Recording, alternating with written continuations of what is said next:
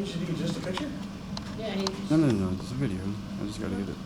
said I I was like, what? That's not a good side. Yeah, no, let's do that again. Click the link.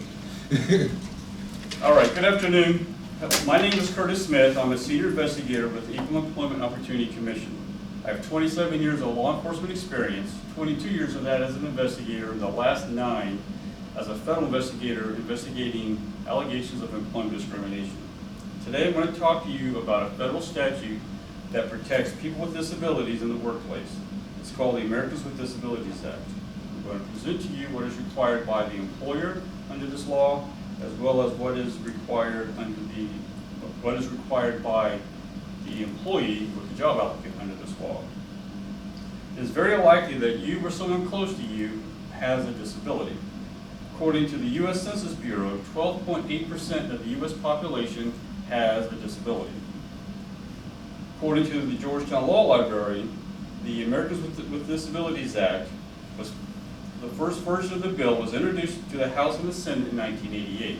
The final version of the bill was signed into law July 26, 1990 by President George H.W. Bush. The Americans with Disabilities Act was amended in 2008. The Equal Employment Opportunity Commission issued new regulations modifying the ADA specifically to clarify and broaden the term disability for employment purposes.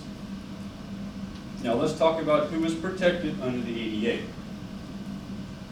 According to the Equal Employment Opportunity Commission, not everyone with a medical condition is protected under the ADA.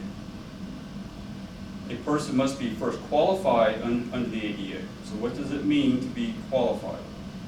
The individual satisfies the employer's requirements for the job, such as education, employment, experience, and skills or licenses. And the individual can perform the essential functions of the job without a reasonable accommodation.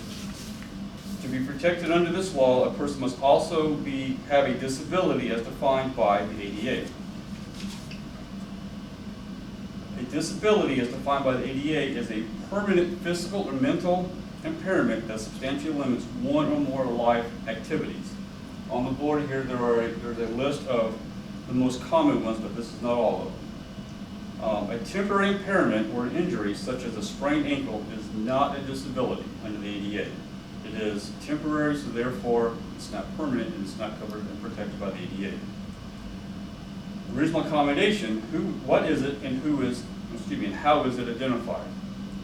A reasonable accommodation is a modification or adjustment to a job, the work environment, or the way things are usually done, which enables a person with a disability to enjoy equal opportunity in the workplace. An employer does not have to provide an accommodation if doing so would put an undue hardship on the employer. An undue hardship could mean that it is either too difficult or it's too expensive. An employer does not have to provide the exact accommodation that the employee or job applicant wants. If more than one accommodation works, the employer can choose the one that they want to provide. Now let's talk about the interactive process. This is how we determine which and what reasonable accommodation can and will be implemented. A reasonable accommodation is the first step in the informal interactive process. The ultimate goal is to find an accommodation that will allow the individual with a disability to perform the essential functions of the job. Essential functions are the functional duties of the job that the individual must be able to perform on their own or with the help of a reasonable accommodation. The interactive process should be cooperative. The process begins with the individual with a disability requesting the accommodation. The employer has the right to ask for additional information on the impairment and its limitations. This is sometimes done through the employee, but to the employee's physician. They may also ask for suggestions and alternatives. The employee has the right to a quick process, but the employee should cooperate in this process. Now, the Job Accommodation Network, or JAN as we call it, is a service provided by the United States Department of Labor. It is a resource for employers and employees for guidance on workplace accommodations and disability employment issues. According to the U.S. Bureau of Labor Statistics, in 2017, the employment ratio of those that were with a disability was 18.7%. That means of all the people in the workforce, 18.7% reported they had a disability. In 2018, that number increased to 19.1.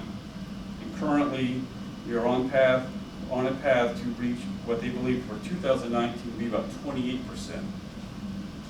According to the Tennessee Disability Coalition, Tennessee is ranked 44th in the nation for the employment rate of workers with disabilities. In closing, I would like to say again that it is very likely that you or someone close to you has a disability. As is evident with the recent statistics, many employers and employees are continuing to work forward towards equal opportunities for qualified disabled individuals. Thank you.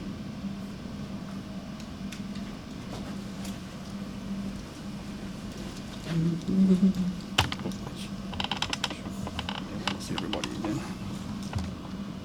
Smile up for the camera. Smile up for the camera. And smile.